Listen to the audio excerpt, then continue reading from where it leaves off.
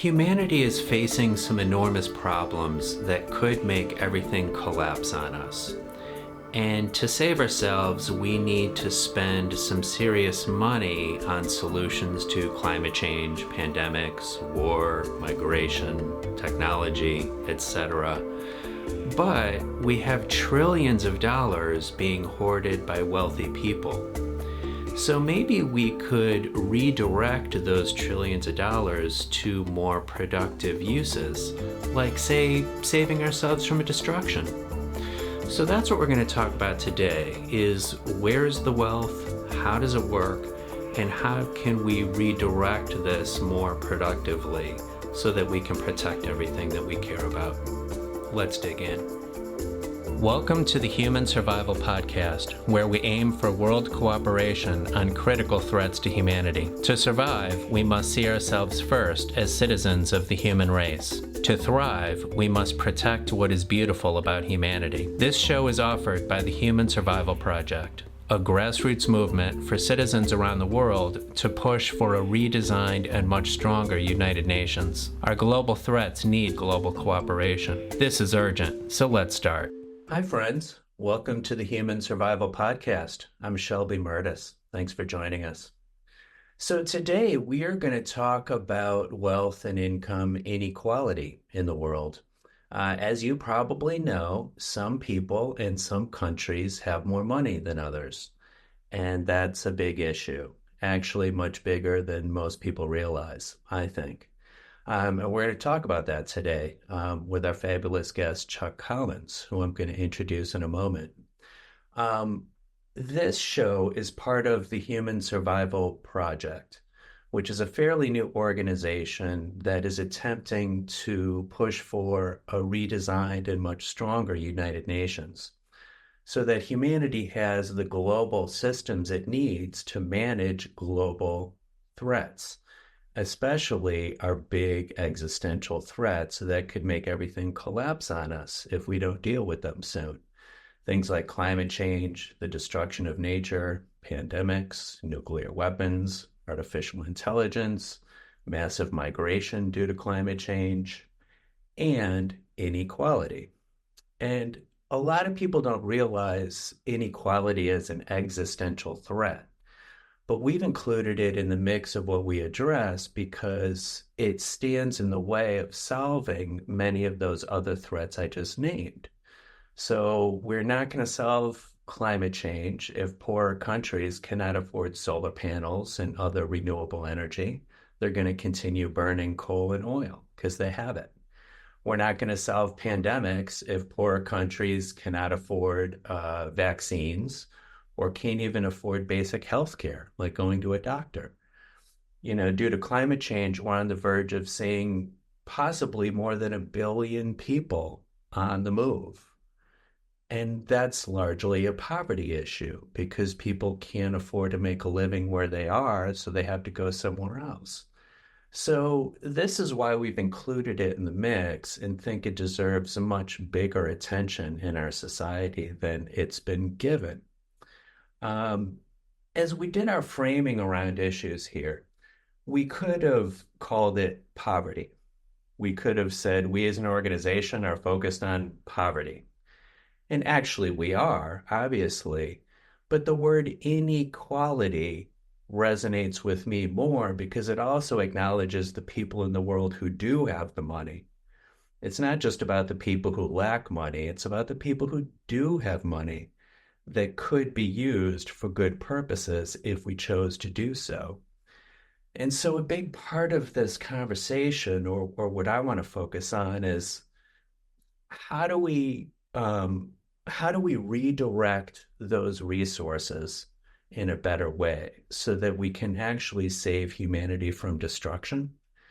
My perception is that for, well, at least a couple thousand years now, we've had arguments about fairness, like, oh yeah, those rich guys, they have the fancy house and the fancy cars and I don't, and that's unfair. Obviously, that's an important thing. I like fairness. It's a good deal. But it takes on, for me, an even bigger moral issue if there's people sitting on their money while watching the world fall apart. Like, we got to deal with that. And I'm hoping that we as a culture globally can have a new conversation about these inequalities so that we can save ourselves and put money where it's needed and invest it right. So that's generally what we're going to talk about today. Um, our guest is so well qualified to address this with us. And I really look forward to talking with him and learning from him. Chuck Collins, he is with the Institute for Policy Studies. He's their director of the program on inequality and the common good. And also, he co-edits the website inequality.org, which I highly recommend you check out. He's an expert on U.S. inequality, authoring over 10 books and dozens of reports covering climate disruption, philanthropy, the racial wealth divide, affordable housing, and billionaire wealth dynasties, the passing on of wealth from generation to generation. He is a founding member of the Patriotic Millionaires, and in 1995 co-founded United for a Fair Economy to organize, educate, and shift narratives to fight inequality. He's got some great books he's written, and I've started reading a couple of them. His recent novel is called Altar to an Erupting Sun. It's a near future story of one community facing climate disruption in the critical decade ahead. His other titles include The Wealth Hoarders, Born on Third Base, Wealth and Our Commonwealth, and The Moral Measure of the Economy. There's a lot more about Chuck that I could share with you, but I don't want to get tedious by reading off a page for too long. Um, but Chuck, welcome to the show. Thanks for being with us. Thanks, Shelby. Thanks for inviting me. Yeah. I tried to give, the brief overview so that people would understand kind of what you do and what makes you tick. But is there anything I missed that feels important that would have people understand, I don't know, kind of what you do and what you're about?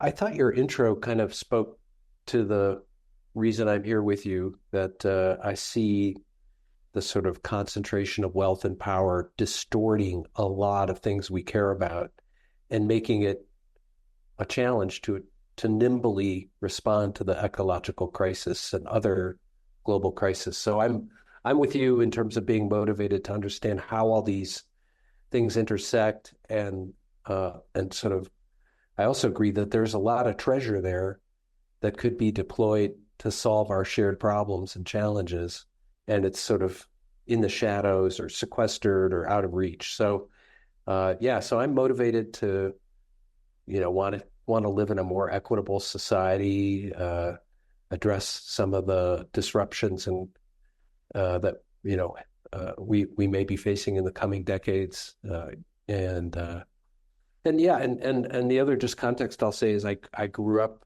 in the wealthiest 1%, and that actually has helped inform me that we have potential allies among the wealthy, and that it's about a system that currently extracts wealth from different parts of society and funnels it upwards, and how that's a harm. But my view is that this system is bad for everybody, including some of the wealthiest people on the planet. That, of course, they have the resources to buffer themselves from the worst disruptions. But nonetheless, we're all in the same boat. We're all on the same planet, and it's really in everyone's interests to kind of pull together and face the future together. As I've started reading your book, The Wealth Hoarders, which describes this whole industry that is focused on taking wealth and sort of removing it from society, or avoiding taxation or avoiding oversight or even avoiding country borders. Can you give us just the general outline of like what's going on there? How does this system work and what's happening there? Yeah, I mean, I think when we hear statistics about inequality, how, how much wealth the billionaire class, there's 750 billionaires in the United States together. They have $5 trillion. We hear numbers like that, but we don't realize that that is the wealth that we kind of know about and are able to measure.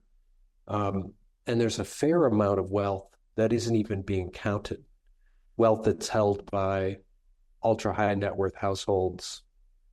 I say people with, north of $30 million all the way up to the multi-billionaires. That group, that segment, they are able to afford to hire the services of what I call the wealth defense industry in the book, The Wealth Hoarders. And these are tax attorneys, wealth managers, accountants. They're professionals who serve the wealthy and facilitate a wealth vanishing act, if you will, meaning you hear about somebody with $1 billion, but in fact, there's maybe more wealth there, and it's in offshore tax havens or trusts or shell companies that are anonymous. So the most important takeaway is there's a huge amounts of wealth. We're talking tens of trillions of dollars that is kind of in the shadows, is sequestered, is in ownership forms that most of us don't understand and couldn't explain, and that there's this industry of enablers that makes that possible. So obviously wealthy people are responsible for making decisions to hire people to hide the money, but it wouldn't happen without this very select group of professional enablers. But back to the sort of overall framing that you offered, Shelby, this is the wealth of nations. This is wealth that people in Africa have created that's been spirited away from their home countries by their own elites and wealthy folks. This is the wealth of U.S. industries and companies that has transferred over to these shell companies. It is the wealth of nations that we could be using to deploy to solve problems, but it's not. So, and as somebody who grew up in a wealthy family, I was sort of exposed early on that there's this group of trusted family advisors, the wealth advisors, in some cases what they call a family office, which kind of is a place where a larger wealthy family can obtain various services, investment, and sometimes managing their charities, et cetera. So we're talking a lot of treasure, and I'm intrigued by finding ways to bring that money back out of the shadows, work with people from the wealth defense industry who are sort of having second thoughts about whether this is how they want to spend their entire life and might want to help kind of close down some of the systems of abuse and the loopholes and shell games that the ultra wealthy are playing with their money. You just talked about trillions of dollars being in the shadows that it's hard to even see, what's there and where it's at. I just feel like putting a pin in the word trillions. That's a big number, right? I think a lot of people who are not well versed in math, their eyes glaze over when there's enough zeros. So like millions or billions or Yeah, trillions, they're just like, I don't know, it's a lot. But for context, I mean, if we think about in the United States, the recent Inflation Reduction Act, which is seen as a historic progress on climate change, great stuff, but we all know that it's not enough. We need a lot more. But that is a bit less than 1 trillion, right? yeah, And you're talking about tens of trillions that are separated from the ability to tax it because of all this, well, shenanigans. So, I mean, just imagine if we could take that and put it toward climate change. You could do like that Inflation Reduction Act times 20 or like I don't know what, but like we could actually make some progress with that amount of money. It's really huge. Absolutely. And yeah, the wealth is there to respond at scale to, we could retrofit all of our old infrastructure and buildings and create great green jobs in the process. We could rapidly transition to a clean energy economy, with conservation and, renewable energy. It's going to take trillions of dollars. And, the COP meetings over the last 28 years have all sort of looked at this. And another way to put it in context is there was a fund that was created at this year's United Nations COP meeting to offset the loss and damages of countries in the global south. I don't think that it came close to, I think it's under a couple $1 billion. And here we know that these are countries that are, going to face the most severe impacts in terms of weird weather and hurricanes and climate disruption. Countries along the equator who have burned the least carbon but are going to suffer initially the worst consequences. We as a world have a responsibility to those of us who grew up in nations that have burned the most carbon over the last century have a disproportionate responsibility to help our brothers and sisters in countries that live fairly simple and modest lives, but are going to see the tide rising and the topsoil runoff and the freezes and the thaws and the disruptions and flooding. So again, thinking about what's $1 trillion and realizing that all the nations of the world could only come up with a couple $1 billion. And $1 trillion is 1,000 billion. Mhm. A Yeah. million is 1,000 billion. So it's a lot of money. Yeah. That's the key point. There's a lot of treasure there. There's a lot of resources there that could be better deployed. Well, so if there's all this money available, and here we are facing these truly existential threats to humanity, why are governments not taxing this? Why are they not tapping into this wealth to get things done? Yeah, I mean, I think unfortunately one of the things that happens in after 40 years of growing inequality is you have a very powerful top 1% or 1/10 of 1% who have kind of captured our political system and are able to block changes. Now, you mentioned the Inflation Reduction Act, but there was a much bigger proposal. There was a $5 trillion, much more substantial proposal, the Build Back Better coming out of the pandemic that would have gone even further in terms of green infrastructure, climate mitigation, poverty alleviation.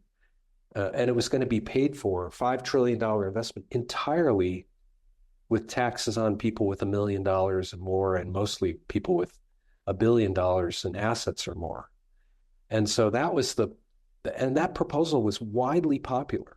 People, of all political perspectives believed that the wealthy coming out of the pandemic had seen, huge gains in their wealth and income, in part because of the shortages and distortions of the pandemic, and they saw their wealth double in a 10-year period.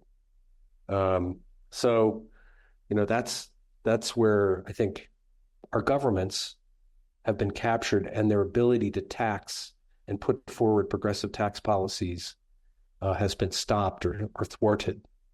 Um, we came within 2 votes in the U.S. Senate of passing a $5 trillion Build Back Better investment bill of exactly the kind of investments we should be making, paid for by taxes on the most wealthy people in society. So close. So anyway, I think it's useful to remember that we came that close. We could, as a society, come together and do that. Taxing the wealthy is, 85% of Republicans and Democrats all believe that the ultra wealthy haven't paid their fair share of taxes. And so this is the time to do that. Unfortunately, yeah, our tax code has become weaker and weaker and almost optional for the very wealthy for the reasons we've talked about. They can hire these professional wealth defenders to create transactions and loopholes and tax shelters and game their tax bills and obligations down to almost zero in some cases. So yeah, it's definitely a time for us to talk about taxing the wealthy. It's incredibly popular, but it's blocked in our current political system. Yeah. You know, I've often thought that if I was not working on United Nations reform with the Human Survival Project, I would be working on campaign finance reform in the United States because there's just so much action that just does not happen when wealthy people are able to basically buy government and determine what it does or doesn't do. So in addition to I don't know, hiring the tax preparers and accountants and lawyers and like all that thing, they hire lobbyists to influence, the laws around all this stuff. It's pretty crazy. Yeah, and actually the people who do that wealth defense work will say, well, we're just helping families and we're just helping them comply with existing laws. But they're actually involved in writing the laws, lobbying for rule changes, pressing for tax policies, creating new forms of trusts that are not taxed and anonymous and put wealth outside the reach of any accountability for generations. So that industry is not just helping comply with laws, they are shaping. And that's what happens when you live in a oligarchy or a plutocracy. The wealthiest people in society now really have so much power. We don't resent people for their wealth or however their wealth came about, but the power that goes with that wealth is the problem that we're living with now. And as you mentioned, campaign finance, there are wealthy billionaires who kind of they do political giving, they give money to their charities, they give directly to candidates, but they also give to, all the various other forms of influence and dark money influence. It's a considerable amount of power that's primarily used to block very popular changes, like taxing the wealthy or expanding education and childcare for preschoolers.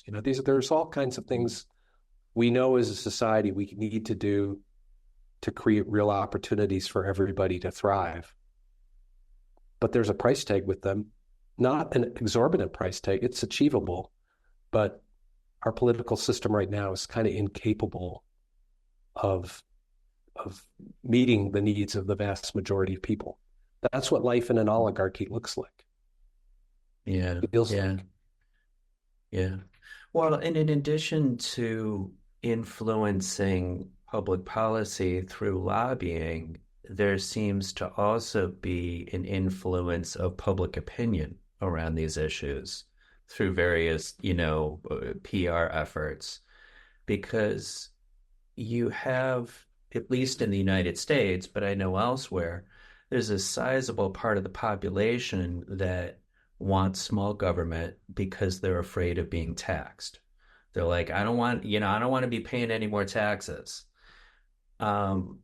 But yet they might fail to realize that we could do a lot of great things without taxing middle income or lower income people by just like take it from those super wealthy people. But somehow that doesn't get registered for a lot of people.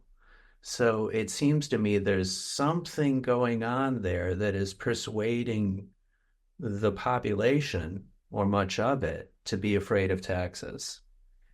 And I don't know, how does that work? I mean, have you studied that side of thing, the sort of influence the public piece? Yeah, no, you're naming an important dynamic, which and one thing is that I think a lot of low and middle income people are paying too much taxes. They Right. low wage workers, the whole idea that even your unemployment benefits, your pandemic support is all taxable income.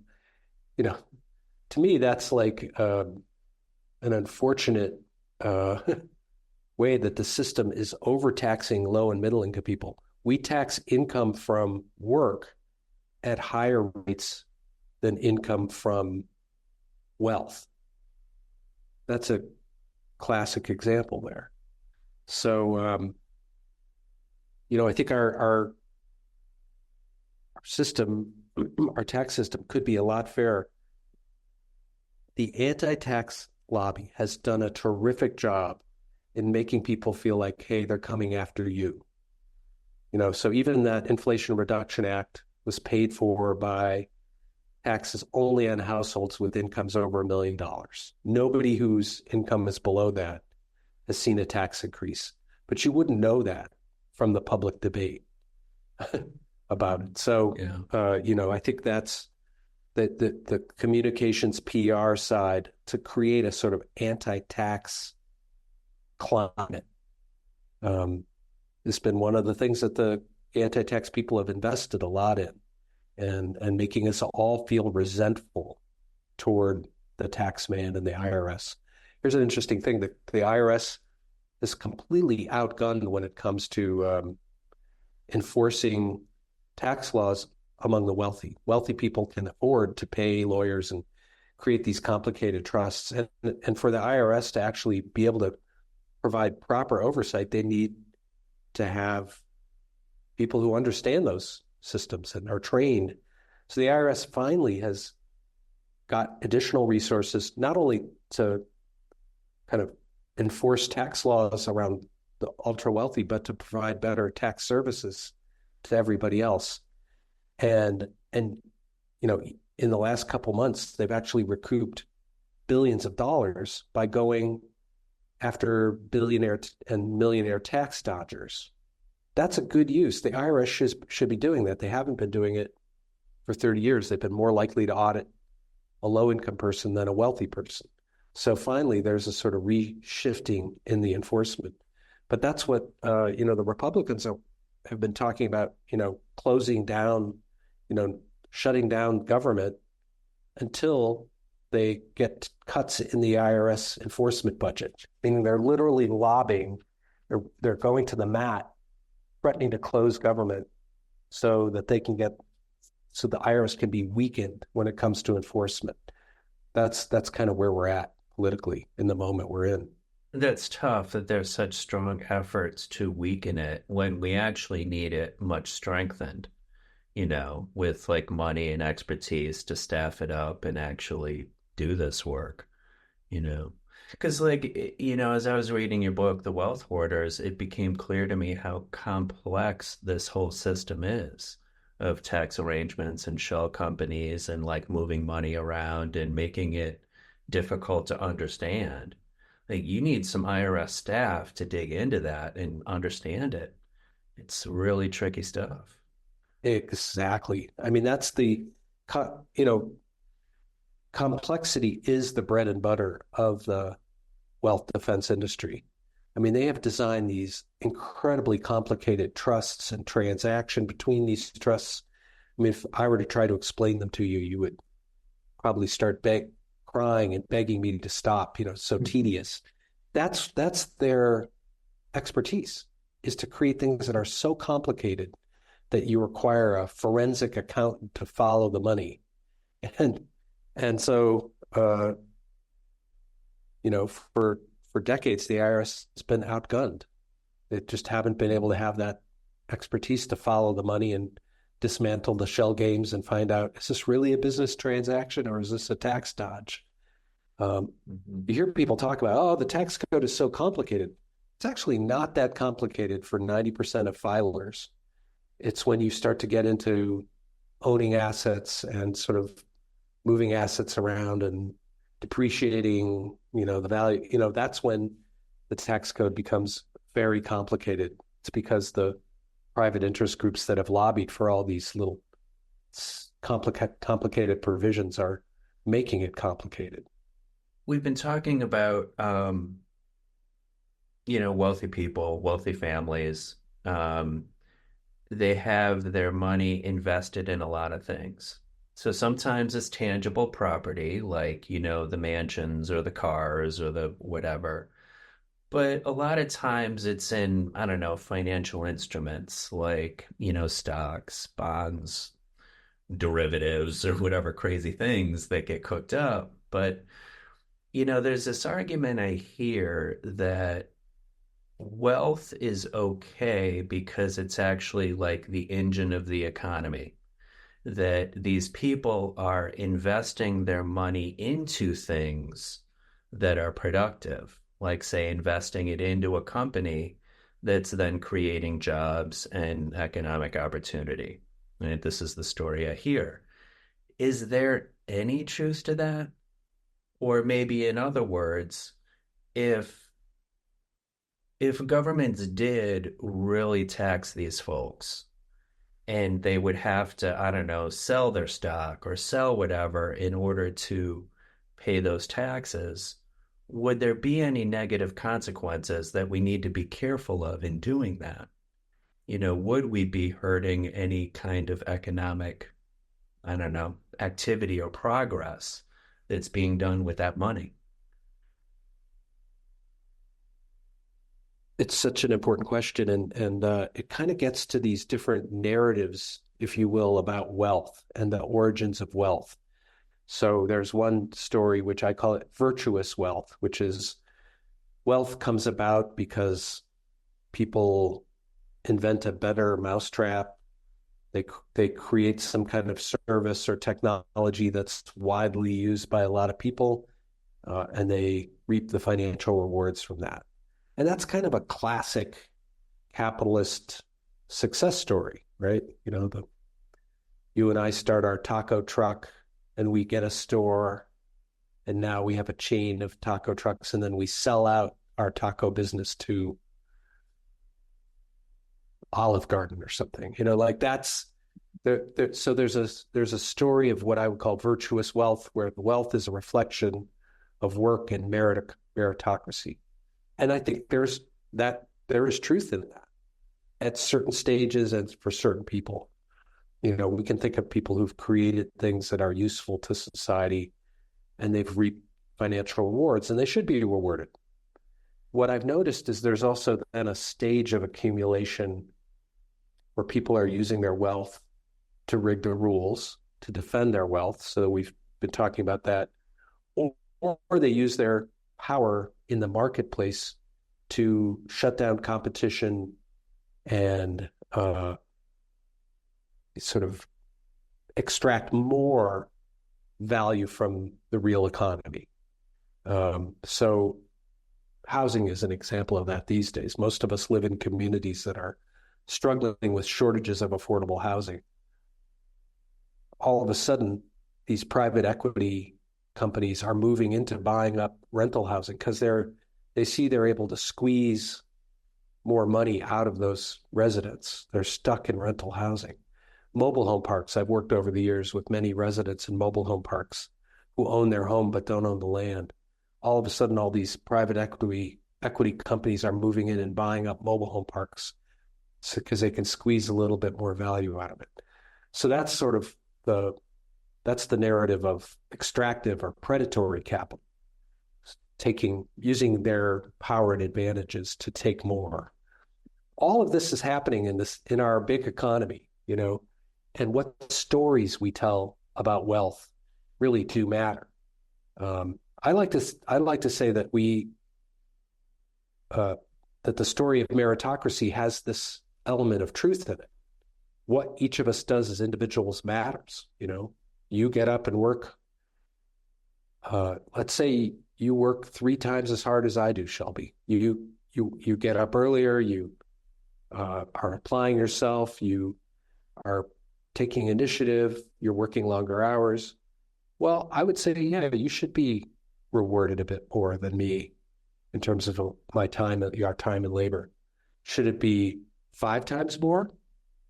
Maybe there's a natural inequality of effort But should it be 500 times or 1,000 times or 10,000 times? No. So I think we should celebrate individual effort and individual entrepreneurship, reward appropriately, but understand that the system has gotten so distorted that the rewards are way in excess of what the natural differences in our efforts might have been. So yeah, it's like we love that story of individual meritocracy. Everybody is where they deserve to be. That's the one sentence version of that narrative. If you've got a lot of wealth, you deserve to have it because you work to get it. You don't have much wealth and you're precarious. There's something wrong. You've failed to apply yourself. You haven't worked as hard. You haven't taken initiative. You didn't go to school. You hung out and drunk beer, whatever. Like there's all these simple narrative stories that we kind of project onto the larger society and economy like a movie projector. So I would just say, yeah, individuals matter. Individuals should be rewarded, but we should look at the ways in which, society helps contribute to this wealth. And we want a society where everybody can thrive, and not have their opportunities blocked by these concentrations of wealth and power. So it's kind of a complicated answer, but I do think you're onto something, which is how we think about the story of wealth kind of informs how we think about how to fix it. Well, and it's good that you're bringing up, I don't know, the workers, right? And how that compares with wealthy individuals. I mean, some of the more obvious or the people in our society that we see or get talked about in public, people of wealth, your Jeff Bezos or your Elon Musk or like whatever, these kinds of people, their wealth didn't just come from their hard work. It came from their thousands or millions of employees working. There's like an entire system that's making that wealth. It's not just them. So somehow the thousands and thousands of employees' labor, all that juice gets funneled up to that person. It's just kind of fascinating that that's not more recognized in the conversations. I'm still scratching my head over why this wealth is not seen as a publicly created thing, or even the government infrastructure that companies rely on, right? I mean, take Amazon, for instance, Jeff Bezos making all this money.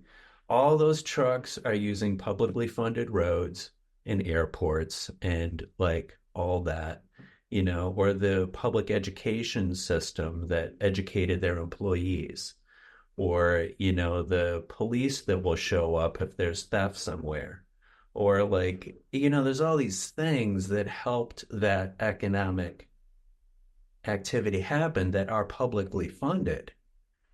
And I don't know, people just see it as Jeff Bezos being smart. I don't know. Yeah. Well, I think it's important to realize that the stories of individual achievement are kind of how do you say, it's sort of that is a dominant narrative. The individual theory of wealth creation, the great man theory of wealth creation, Jeff Bezos, and what I think is challenging is to try to get people to tell true stories about their wealth creation that include their own individual effort, but also identify what you described, this kind of web of public and help and other workers and Mother Earth, Gaia, and all these forces have contributed to this individual wealth, but we just focus on the individual one person's effort. One thing, I'm part of this network called the Patriotic Millionaires, and what I love about this is that these are mostly first-generation entrepreneurs who've made a lot of wealth in their lifetime, but they tell their story, their own success story, if you will, through this lens of what did I do and what help did I get? And, one of them says, look, everybody says we're wealth creators. We're the job creators. We're the engines of the economy. No, we all together, consumers, producers, workers, communities, nature, and investors all together are part of that story. And so they'll tell the story of their own success through that lens. They'll say, I worked hard. I got up early in the morning. I worked hard, but there was an infrastructure of knowledge that I was building my product upon.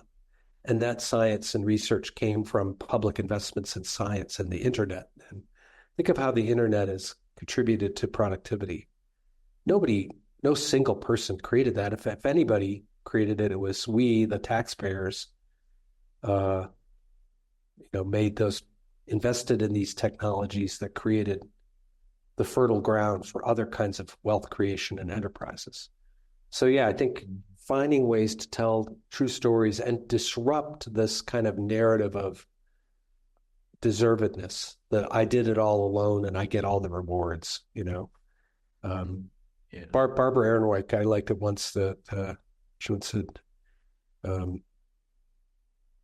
Jeff, or let's just take Mark Zuckerberg and Facebook. It's the equivalent of you making an ice cream sundae and you put a cherry on top. It took some effort to put the cherry on top. But then these owners claim ownership of the entire ice cream parlor. No, yeah, you contributed. You put the cherry on top. You added value to an existing platform and infrastructure of wealth and knowledge. And you should get some credit for that cherry you put up there. But you don't get to claim ownership of the whole ice cream parlor. And that's the difference. These ultra wealthy folks we're talking about, many of them seem to have more money than they could possibly spend.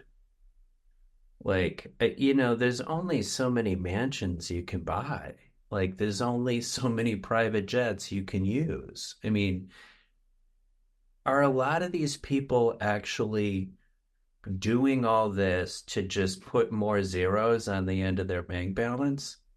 Like, are they beyond what they could actually productively spend? Yeah, I think there actually is an interesting conversation in Europe about, should we limit concentrations of wealth? Should there be a cap? And that comes from this realization, like, once you hit $30 million, you're consuming pretty much. You've got your houses in different time zones and climates. You've got your private jet. Your children are set. They're hedged against any downward mobility in the economy. They've gotten their debt-free college education at a selective college. That you've met all your needs. And at a certain point, all that extra wealth is about power and legacy. So, okay, yeah, you can, how much do you want to pass on to your children? How much will you create a dynasty of wealth, a multi-generational kind of dynasty? And there are people who are very, very focused on that, creating what we call dynasty trusts that sort of transfer billions down the generational ladder so that the unborn great-grandchildren of today's billionaires will still be billionaires, Like, there's that focus on that. But then there are other people who are like, well, doesn't it harm society when we spend so much of our resources and effort to just hold on to wealth for a small number of people? And is it any really good for your children to do that to them? What about their development and identity and creating useful skills and figuring out how to make their way in the world? Aren't you kind of debilitating them? And so people are rethinking, how much is enough and how much is too much? And I think the how much is too much question is more about power and how that power undermines the quality of life for other people. Why the billionaire disruption matters to you and me and our communities. It's not about, we're not judging the consumption. We're just talking about the power and the distorting power of so much wealth. That's when I think, how much is too much and how much is enough are really relevant questions that need to be talked about. What's kind of drives me crazy about this effort to pass on wealth to their, kids and grandkids and whatever, is that we're now in the middle of this existential crisis for humanity that could entirely ruin their kids' future, even if they're rich. So we're facing, the problems I rattled off at the beginning of the climate change and the associated, migration and the pandemics and the nuclear weapons and like the whole shit show. Like we could have a collapse of our economy. I mean, this all could create the Great Depression even more globally with even more suffering because we have a bigger human population now. I mean, it could just be devastating to everything. And then all that wealth would disappear, right? Like they would not have the wealth anymore in a collapsed economy. So it seems to me, even from a standpoint of their self-preservation of wealth, they would want to contribute to the common good so that our economy can continue and our civilization can continue so that they could continue to have some wealth. But it just seems to even undercut their own motivations to hoard it and keep it away from the common good that could actually solve problems and maintain their wealth. It to you is this, I don't know, it strikes me as crazy, right? But how many of these folks understand how serious the world situation is? I mean, do they read the news and do they notice what's going on out there? Or are they kind of sheltered and not paying attention? I think that there are a lot of wealthy people are also are waking up to the existential threats in facing our society. They might be thinking of their individual security in that context. So you hear about, wealthy people building, bunkers and landing strips in New Zealand, and they think they're going to ride out this transition in a kind of privatized way, but that's delusional. And I think that, coming back to what you're saying, there is no wealth on a degraded earth. And the idea that you're going to set up things so that your great-great-grandchildren are going to be wealthy through passing on $1 billion through a trust, but they're going to live on a degraded earth is delusional. So yeah, I've been kind of seen, part of my work is to go out and kind of make the case to wealthy people that it's entirely in our selfish interest to bring the wealth out of the shadows and bring it back to place, invest in the real economy, help communities prepare, create, regional food systems, retrofit our energy and infrastructure. All of that is in the interests of wealthy people. And what I've noticed, Shelby, the good news is there's a lot of younger people who totally get that. They're going to their old wealth advisors, their wealth defense industry folks, and saying, actually, I think I should be redistributing this wealth in a way that helps present and future generations, not just my narrow bloodline family. And this, of course, is heretical within that world, but they're doing it. In fact, I did an article about a wealth advisor in England named Stephanie Broby, who has a firm called the Good Ancestors Movement. She's an investment advisor, and she has ultra high net worth clients. And she says, Shelby, I can help you with that 50 million you've got and get it down to 10 million. And we'll redistribute that wealth in a way that heals the harms caused by the extraction of the wealth and the inequality. So will it be enough in quick enough in time? That's the question, right? But I actually think it's because of the prelude to the conversation you put out there, the existential ecological moment, the potential for disruption and collapse. that I think we are getting people's attention. The older generations, unfortunately, are kind of like, oh, we're just going to build a wall around ourselves and ride it out, that proverbial delusional wall. Maybe that's why Elon Musk and Jeff Bezos are very interested in outer space. But let's be clear, there's no planet B, there's no plan B, there's, that's not going to be the option. So yeah, I think we can appeal to people on the basis of their larger long-term and short-term interest to Yeah. share the wealth, if you will, and invest it in ways that help us build a livable future.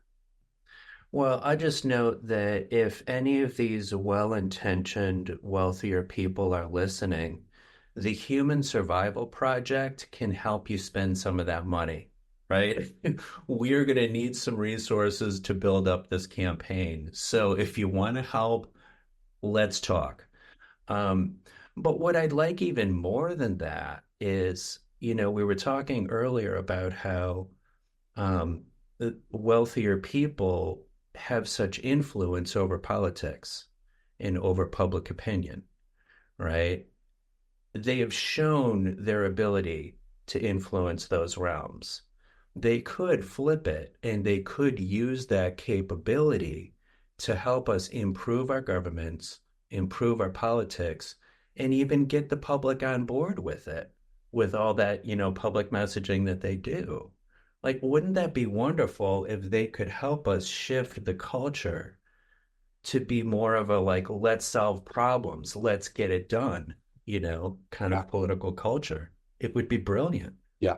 So, I guess my short response is amen. yeah.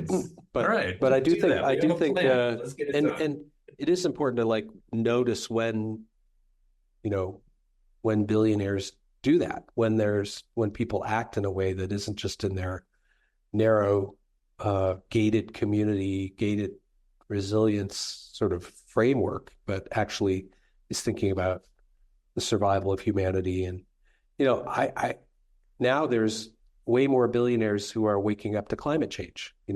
What are the solutions they're proposing? Well, maybe they're techno fixes, that they have their own lens of how to fix things, but also support for grassroots social movements and community resilience work and alternative energy. All those things, like your project, could well deploy additional resources. So far in this conversation, we've been sort of, I don't know, exploring maybe a more US American centric situation, which is important because a lot of the wealth is in the US. But can you give us an idea of what this looks like globally? The wealthy folks we're talking about, um, how much of this is in the United States versus how much of it is in other countries around the world? Well, these extreme inequalities are a global phenomena, and we work with Oxfam every year to around the Davos meeting, which is the meeting in Switzerland of the wealthiest elites of the world, kind of get together, and they sort of have their own convention and conference. We do an analysis of wealth inequality globally and the potential of a wealth tax for poverty alleviation.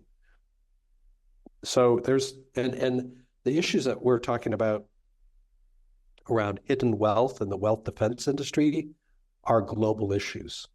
In fact, the fastest growing center of family offices is in the Pacific Rim. All huge billionaire fortunes emerging globally from different places.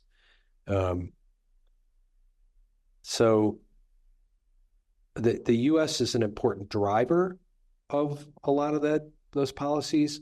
And here's an interesting twist. The United States has become a destination for hidden wealth. So this is something that my program at the Institute for Policy Studies, we've studied, which is how the U.S. has become a tax haven. So billionaires who are looting the treasure from their own countries and taking it, whether they're Russian oligarchs or African billionaires who've made accumulated huge amounts of wealth, often through corruption and bribery. Where do they take their money? They bring it to the United States. They bring it to South Dakota to put it into a Dynasty trust, or Wyoming or Delaware, where it can be in an anonymous shell company. So the U.S. is kind of part of the problem in that we're leading the race to the bottom in this global wealth hiding system. And the rest of the world is kind of depending on us to clean up our act. And there's a couple of simple things that we can do, and they're kind of in process. One is just there shouldn't be an anonymous shell company. We should know who owns what. All that real estate that's being bought up by shell companies around the country is global capital touching down in the U.S., buying up our assets and land. Trusts should not exist forever and should not be exempt from taxation.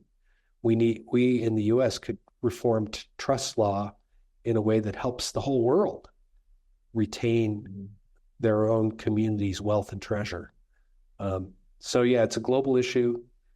Check out the work that we've been doing with Oxfam on sort of the global billionaire glut and how that wealth could be deployed to alleviate poverty globally.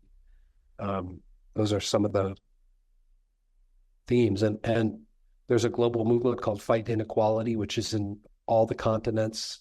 So there's sort of a global grassroots movement too, pressing for wealth taxes on a country by country basis, and closing down the weak link tax havens like the U.S. and Cayman Islands and some of these other countries who have basically auctioned off their sovereignty to the wealth industry. Yeah, obviously, I want national governments to be vigorous in dealing with this stuff. But I think to be fully effective, we need international systems, because part of this game that individuals and companies play is that they move money around between countries so that you can't find it, so that, they can hide it in one place so the other jurisdiction can't tax it, or even find it.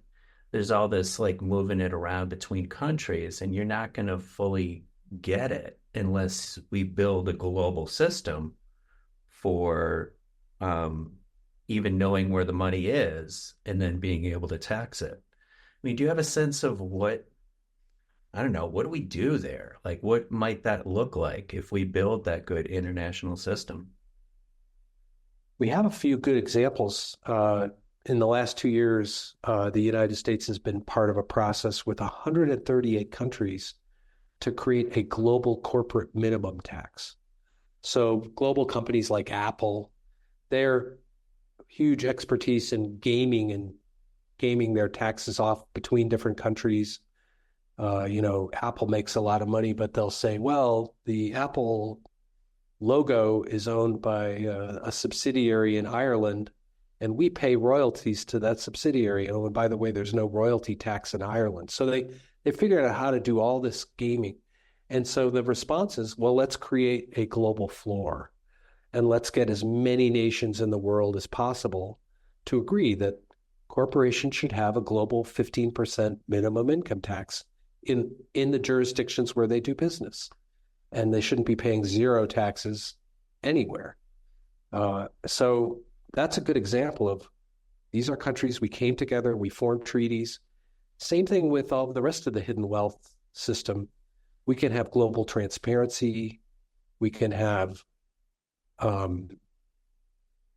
uniform laws that each country agrees to around trusts and shell companies and disclosure of beneficial ownership, who the real owners are.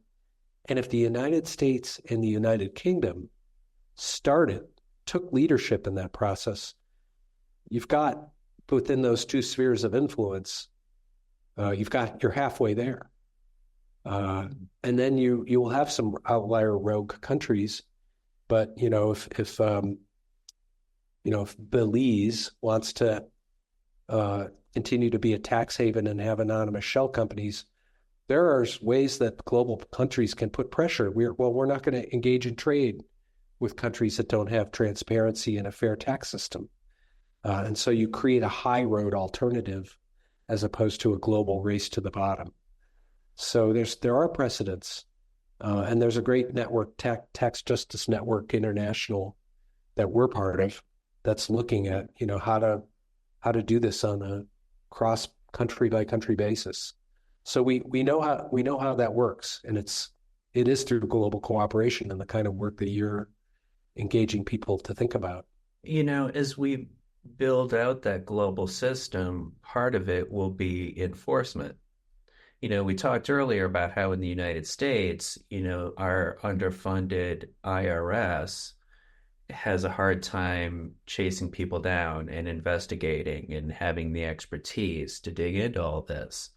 So as we do this enforcement globally, that capacity, I imagine, would sit at the United Nations, ideally, an international body. But we might also need more capacity in nations around the world. I mean, in the Cayman Islands or in Belize or there's these smaller countries that end up being tax havens due to their allowing it, I guess, or encouraging it, but also because they don't have the staff to investigate. And so people want to park their money in a place where there's no oversight, there's no staff looking into things. So that's part of the challenge, is that we have to build capacity in a lot of different places to kind of seal up these weak links in the system, You put it perfectly. It's a big task. I'll assume it's doable because we just have to do it. Yeah. But it's some work, Yeah. Yeah. I mean, I think functional nation states need to have their own ability to tax and oversee, there are countries that are helping other countries think through how to create transparent and fair tax systems with less complexity. Again, as we were talking about, the complexity comes in when the professional tax dodgers get involved in writing the rules. But again, through treaties, through transparency agreements, we can create minimal standards, just like environmental and labor standards. We have a global regime that looks at, how much carbon is your country emitting? How many low-wage workers, is there a basic minimum wage standard of living in your country? So we can support that. And it may be that there is a kind of United Nations commission that oversees the health of the transparency work, but it's probably going to be mostly through treaties. Again, maybe there's a UN body that's sort of financial transparency and taxation commission that sort of looks at and ranks the health of each nation state. And then the question becomes, who do you do business with? And are you engaging in trade and business with essentially rogue countries that don't want to have minimal standards? And that's where the pressure comes on. But yeah, again, I come back to, if we cleaned up our house, got our house in order, that would take us a long way. In a lot of the wealth defense industry that's going over and lobbying the Cayman Islands or the British Virgin Islands to alter their trust laws are based in the US or the UK. That's where the financial innovation centers are for money laundering and hiding money. We're talking about international systems that can help us manage all this and, capture some of that money and tax it and use it effectively. But, one additional thing that interests me around international regulation is simply to keep our global economy safe. So for instance, rewind to the recession that happened in 2008 and 9, which started in the United States, started with a lot of wealthy people and wealthy companies like using the financial system in these weird instruments to try to use their money and make more money with it. And the stuff got weirder and weirder and more complex and opaque that it actually crashed our economy for a while. But now we've got, over the last few decades, our economy has become so globally interconnected. It seems to me kind of hard to try to keep an economy safe at just the nation level. And so these kinds of systems we're describing, where we build out a capacity to regulate globally, it's not just about capturing resources, it's just about keeping the whole thing from falling apart through like weird investments and weird transactions that we don't understand, you know? I think that's a really compelling part of the case is this is just about stabilizing and protecting economies from predation. I think that the economic meltdown 2008, 2009, you can see where the speculative aspect of wealth markets, people moving money more and more because they want the high returns. A 10% return on your investment is not good enough. We want 20% annual return on our investment. Well, where do you find that?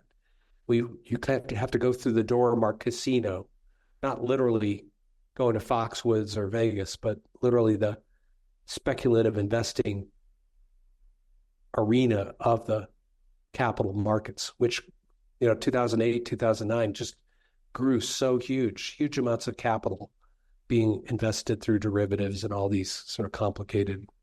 And we're kind of heading back into that.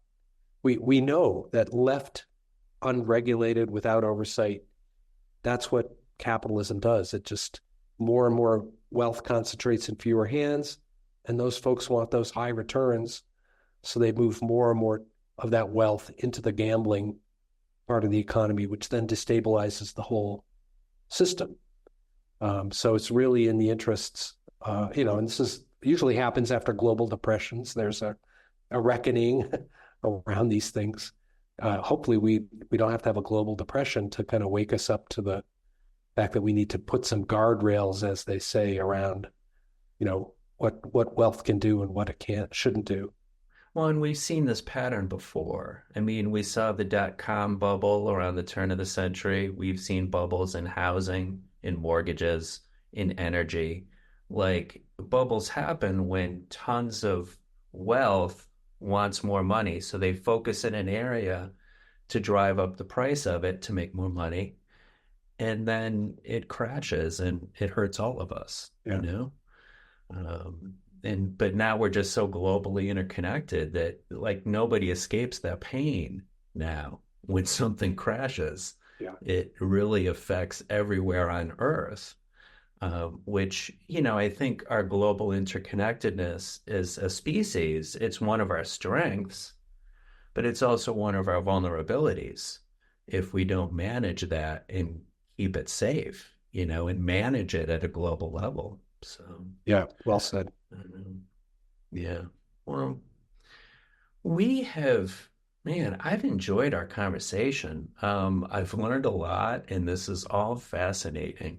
Um, is there anything that we've missed or anything on your mind that you want to get out there that we may not have covered?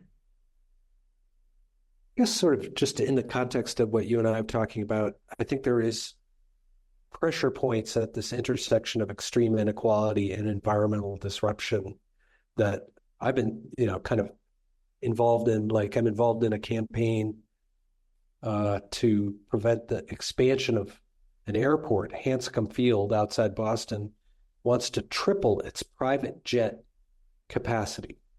So private jets owned by people in the most wealthy people in society who use their private jets to go to, from Boston to Eastern Long Island or Nantucket or Aspen, I think in the same way we don't want to encourage new fossil fuel infrastructure at this moment, even though big fossil fuel energy companies, gas and oil and coal companies, are still building fossil fuel production facilities.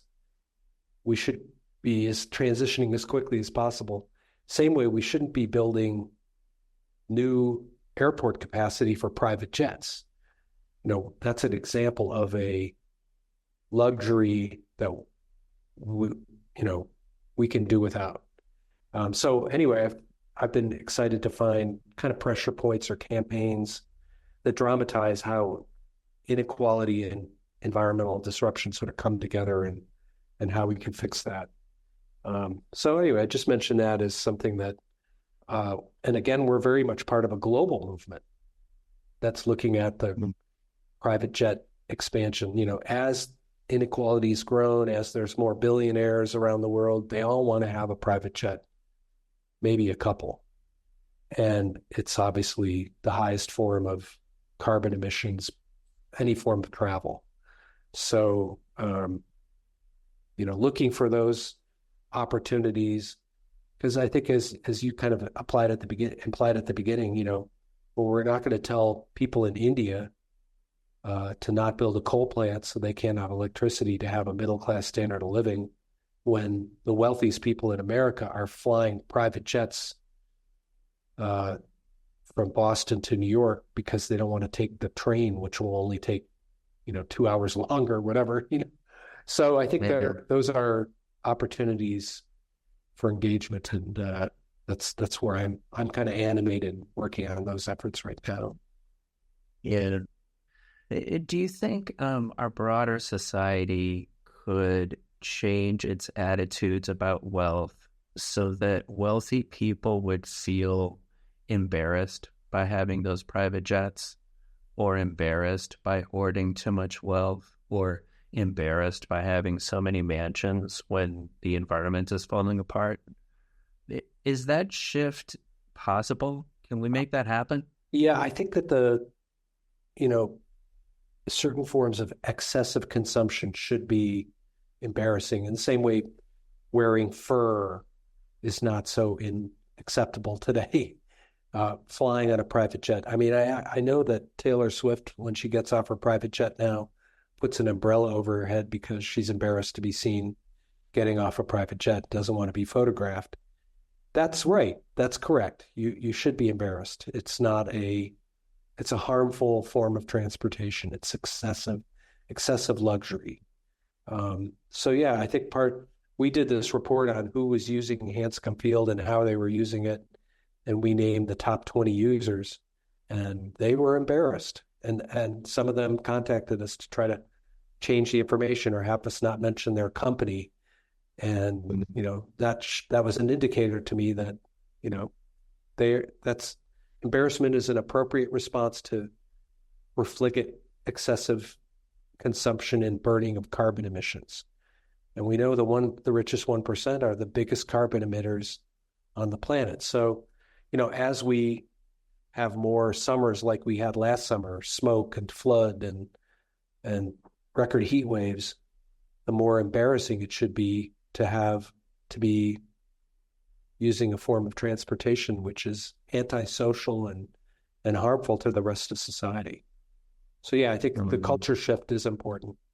I mean, for most of my life, there have been, TV shows, videos, whatever, documenting the lives of the rich and famous, and people watch this stuff like, oh, wow, wouldn't it be great to be rich? I wish I could have a car like that. And in our culture, there's a lot of people who idealize wealth in that way.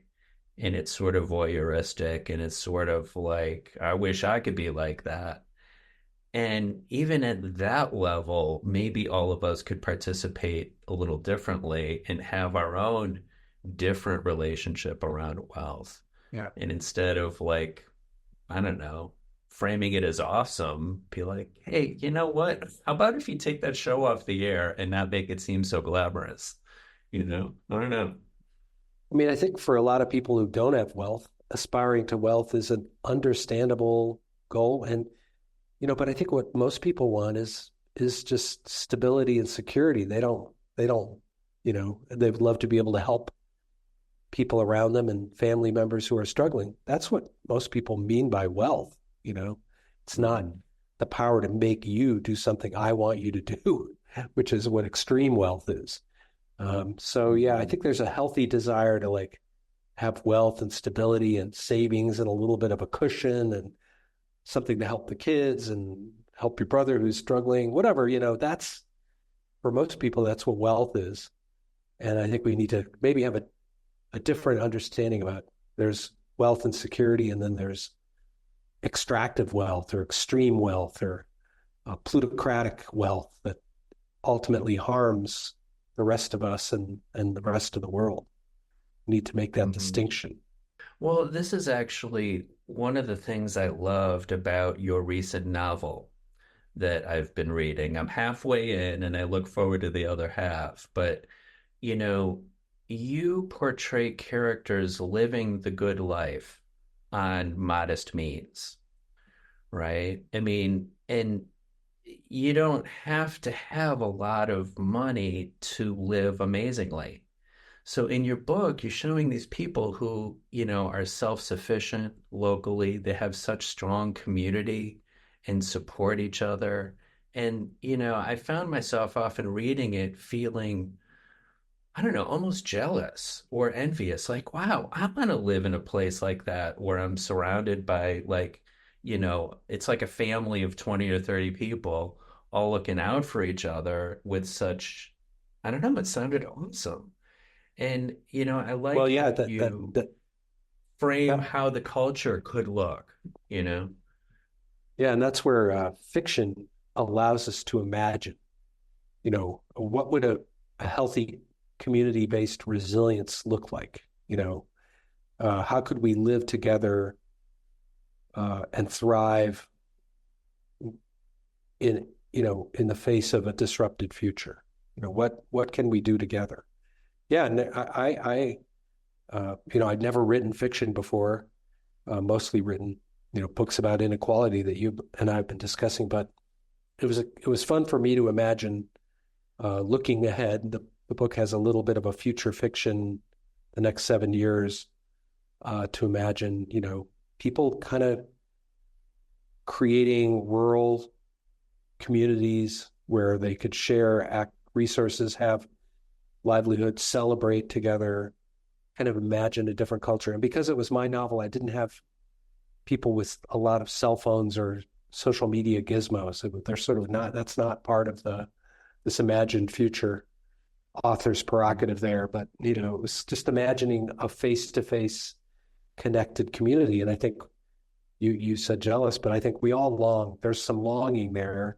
It's very much a part of our nature to want to be more in community and proximity with one another, to do more, to celebrate together, music and culture and dance and food being central to that. How do we grow more of our own food and calories and preserve those and trade with each other?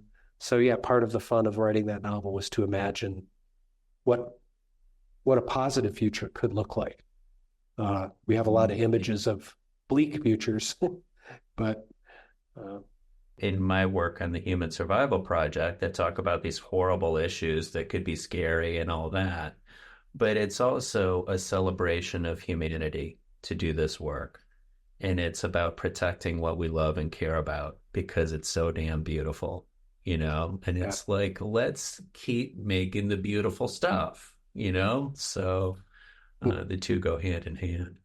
So. Yeah, in my book, the fictional character Ray Kelleher, she's kind of like the life of the party. She's the organizer of she remembers the birthdays, the anniversaries, the Celtic holidays. She's got it all in her head, and she's all about celebration. And part of that is she understands that how humans have thrived over our existence is through carnival, celebration, ritual, storytelling, ancestor connection. She's very into the Day of the Dead and sort of the idea that we should be honoring our ancestors, and draws on all the traditions of traditional societies when it comes to that. So, yeah, I think we're going to survive because we found ways to celebrate together, and and you know and rituals to kind of help us get through tough times. We are heading into a disrupted future. How we navigate that is, we have a lot of agency still. Yeah. Amen to that. So, well, Chuck, thank you so much for joining us today. This has been a really enjoyable conversation, and you got me thinking so much. So, thank you for all of this. And Yeah, this is great. I Thank look you. forward to And future conversations with you. likewise, I look forward to talking and meeting up sometime. And we're not that far away from each other geographically, so we'll Yeah. get you up to one of the good local swimming holes. Like it. I'm in. Count me in. All right. Cool. And thank you, listeners, for joining us. I appreciate you being here to listen in. You should check out the show notes here, where I will put links to Chuck's work and his books and his organization and all that good stuff. I encourage you to dig in and get familiar with his work. And you could also come join us at thehumansurvivalproject.org and learn more about us. And something super helpful would be if you could share this show with someone you know. Just send a link to a friend or a family member or coworker or somebody you think could benefit from learning a little more. This is how we get it done. All right, thanks everybody. We'll see you next time.